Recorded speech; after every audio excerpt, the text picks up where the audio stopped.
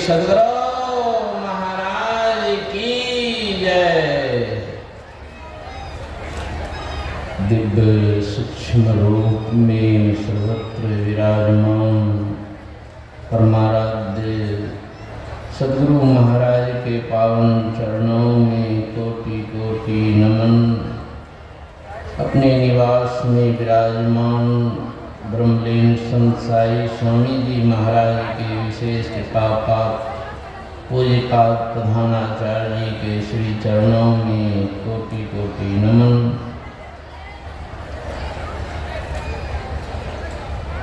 महान त्यागी, महान तपस्वी संत मत के भीम सुन रहे थे हम लोग कल। स्वामी धीरेन्द्रदास जी महाराज के श्री चरणों में कोटि कोटि नमन। पूज्य गुरुजन, साधु समाज, सत्संग प्रेमी सदात्माओं, माताओं एवं बहनों, आज अखिल भारतीय संत मत सत्संग का 15वां वार्षिक महाधिवेशन के अंतिम दिन के अंतिम पाली के सत्संग में हम लोग उपस्थित हैं। इस अंतिम बेला के सत्संग में केवल भक्ति की चर्चा हो रही है और भक्ति में सर्वोपरि है सेवा। जो जीवन में सुख चाहते हैं, शांति चाहते हैं, तो सेवा को अपना लीजिए। सेवा से सद्गुण है आते, जिससे जीवन सुखमय होता। जिसमें है सेवा भाव नहीं, साही सुख चैन कहाँ हो। बहुत लोग पंडाल में शोरगुल कर रहे हैं, बहुत लोग चुप हैं। जो चुप हैं उसमें सेवा भाव है, और जो शोरगुल कर रहे हैं ना सुनेंगे ना सुनने देंगे। जिसमें है सेवा भाव नहीं, साही सुख चैन कहाँ होगा। अरे सत्संग में आकर के यदि शोरगुल किया तो फिर मंदिर में सुख चैन मिलेगा। तीर्थों में, नौकरी करने में, राजा बनने में, देवता बनने में, देवता के राजा बनने में कहीं सुख शांति है।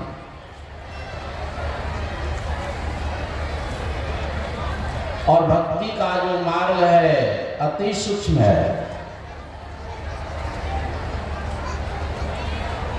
चाहे इसी जन्म में कर लीजिए या 10-20 जन्मों के बाद कीजिए या 1000 लाख करोड़ जन्मों के बाद कीजिए।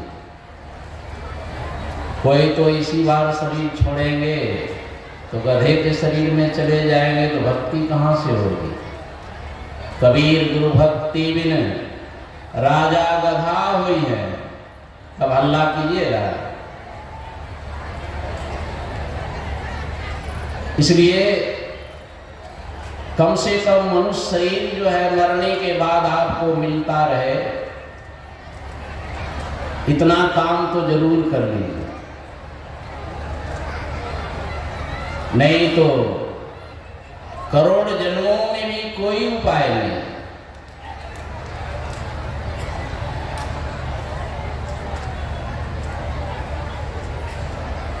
भक्ति बिना नहीं निस्तरे, लाख करे जो कोई, शब्द स्नेही हो रहे, घर को पहुँचे सोई। बहुत लोग कहते हैं हम तो भक्ति करते ही हैं। तो भक्ति करते हैं, किस तरह की भक्ति करते हैं? आप पहुँचेंगे कि रास्ते में रह जाएंगे? शब्द स्नेही हो रहे, घर को पहुँचे सोई। बहुत लोग मोटी बुद्धि वाले भी हैं, सत्संग में आ जाते हैं। जिनको सुनना समझना नहीं है वो तो सोचेंगे अब तो सत्संग समाप्त होगा ही, अब थोड़े देर में एकदम आराम से अपने अपने घर पहुंच जाएंगे। कि कौन झंझट है, शब्द स्नेही होए रहे और घर को पहुंचे सोई। जान लीजिए इस बात को बहुत गहराई से समझना पड़ेगा। संत शिशुसुर जी महाराज, जिनको कि संत मत में हनुमान की उपाधि मिली, कितनी सेवा उन्होंने की, जो गुरु महाराज के मुखारविंद से निकल गया। ये संत मत के हनुमान कहीं भी निमंत्रण दिए या ना दिए पहुंच जाते थे, इसलिए कि कहीं इस इलाके में गुरु महाराज की सेवा में कोई त्रुटि ना हो जाए। पढ़ करके देखेंगे, मैं 96 ईस्वी उनके संग में रहा। कहाँ गिरा देहा खापुर, कहाँ नासरीगंज, सासाराम, रिविलगंज। एक प्रसंग सुना दो। गुरु महाराज का वहाँ कार्यक्रम बन गया, इनको बेचेंगे जैसे कि राम के लिए हनुमान जी को बेचेंगे। ये नए इलाके के लोग ले लिए हैं गुरु महाराज के कार्यक्रम, सेवा कर पाएंगे कि नहीं कर पाएंगे, चल लिए। इतनी गरीबी थी उनको कि संतमत में इतने गरीबी कोई सत्संग नहीं। गुरु महाराज की सेवा में त्रुटि नहीं होनी चाहिए। पहुंच करके खुद वे करते थे, बताते थे और करते भी थे एकदम फिर करते। और गुरु महाराज का जब समाप्त हो गया कार्यक्रम तो 2 गाड़ियां थी। एक गाड़ी पर जो है गुरु महाराज और गुरु महाराज के निजी सेवक सब बैठ गए, और दूसरी गाड़ी पर जो है इधर उधर से जो महात्मा आए थे उसमें बैठ गए थे। रिविलगंज से नासरीगंज जाना था। अब बाबा को सेवा में लगे हुए हैं, जितने साई संत जी महाराज सेवा में है, बैठेंगे खाने में, ये भी ठिकाना है। वही प्रसंग में सुना रहा।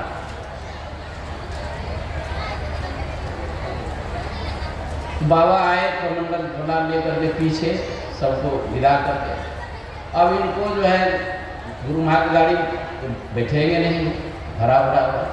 दूसरी गाड़ी जो थे तो इधर उधर से जो महात्मा आए थे पहले जाकर के बैठ गए। अभी कमंडल लेकर के झोला लेकर के घुमा रहे हैं, देख रहे हैं हमको बैठा लो, बहुत दूर है। महात्मा का है कि कस से मस होगा, आज उसको बैठना ये नहीं देखना है कि कोई बैठा लो। कार्य दूसरी कोई व्यवस्था नहीं है जाने की, बहुत दूर है, हमको भी बैठा लो। कोई कुछ नहीं, टकरा भी कस से मस। गुरु महाराज अपने गाड़ी से देख रहे थे इस दृश्य को, इसको कोई बैठा नहीं रहा है। ये पहले आकर के बहुत सेवा किया है, फिर भी नहीं बैठा रहा। तो गुरु महाराज बुलाते हैं, सब इधर आओ, गाड़ी पर से बैठ के बुला लिया। तो कौन जात छ? गुरु महाराज पूछते, सरकार हमें ग्वाला छिकी। अरे तुम तो मजबूत जात के हो,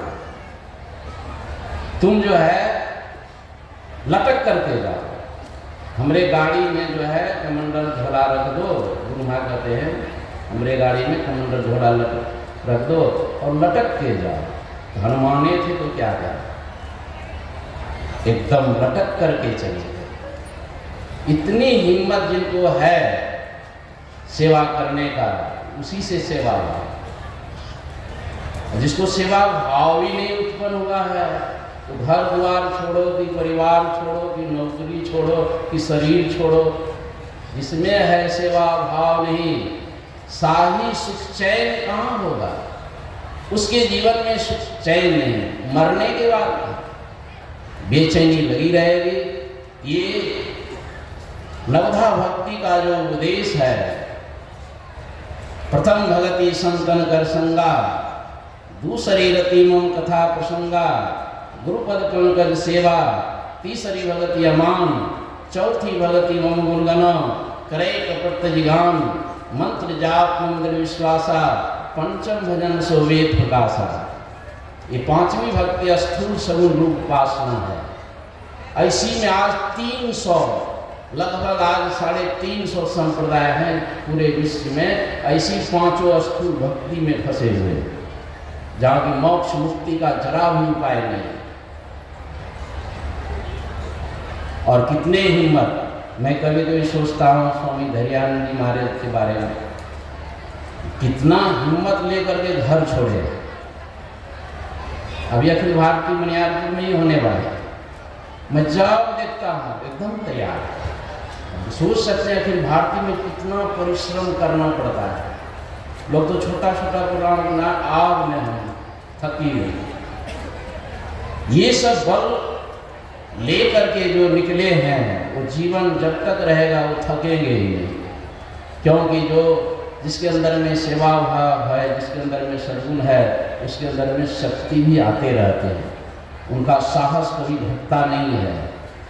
और गुरु महाराज खूब सुंदर से नवधा भक्ति में स्थूल साधना, सूक्ष्म साधना, सभी साधना जो है देख लीजिए। गुरु महाराज लिखते हैं पदावली में, प्रथमे धारो गुरु को ध्यान, हो श्रुति निर्मल, हो बिंदु ज्ञान, दो नैना विसर्मुख दे।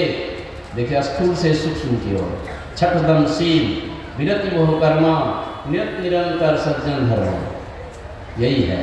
दो नैना विसर्मुख दे, एक बिंदु मिले दृष्टि दो रेख, सुखमन झलके तिल तारा, निरखी सुरति दसवीं द्वारा।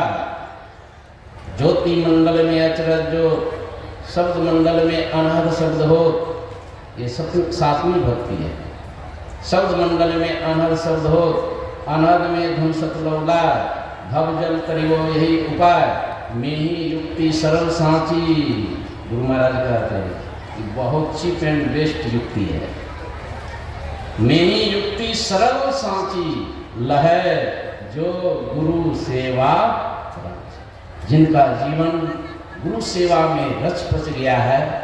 मैं साई शरण जी महाराज से पूछ रहा था, इस पंडाल में कितने मजदूर लगे हुए है ना, और खोलना है। बहुत लोग कहे हम तो चढ़ ही नहीं पाएंगे, खोल ही नहीं पाएंगे। तो बहुत धन लगाए हैं, बहुत परिश्रम किए हैं, और यदि कोई नहीं चढ़ पाते हैं तो हो सकता है कि 4 दिन का मजदूरी खर्च दे दे कि भाई हमारे तरफ से खुलवा लीजिए, हम तो नहीं चढ़ पाते, हमारे पास समय नहीं है। तो कहने का मतलब, एक भक्त यदि इस तरह का पंडाल बनाने का साहस रखा है, हम लोग भी तो भक्त हैं, हम लोगों को भी तो भक्ति चाहिए, हम लोगों को भी तो मुक्ति चाहिए। तो मैं चाहूँगा, मेरे मन में यही विचार उठा कि कोई तो सत्संग समाप्त होगा तुरंत निकल जाएगा, फुर्सत नहीं है किसी को, तो कुछ ना कुछ सहयोग करके पंडाल के नाम पर कि बाबा जो है मेरे तरफ से 2 मजदूर ले लीजिए, मेरे तरफ से 4 मजदूर ले लीजिए, तो आसानी से ये काम हो जाएगा। मैं और विशेष कहना नहीं चाहता हूँ।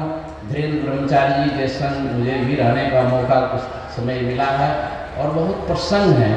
उनके सामने जाते से आलस भाग जाते, इतना करेंट आलसी का तो हमको उपाय ही नहीं।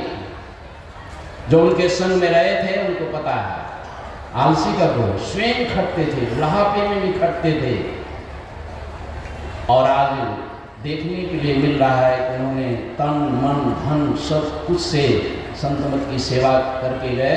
आज उनकी आत्मा को गुरु महाराज पूर्ण शांति प्रदान करें।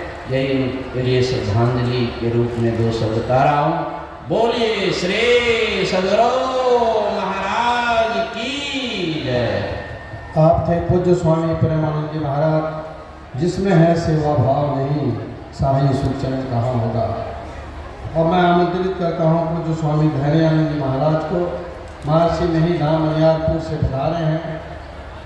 महर्षि मेही धाम में आपकी भरपूर निष्ठा और सेवा है, वहाँ की व्यवस्था देख रहे हैं।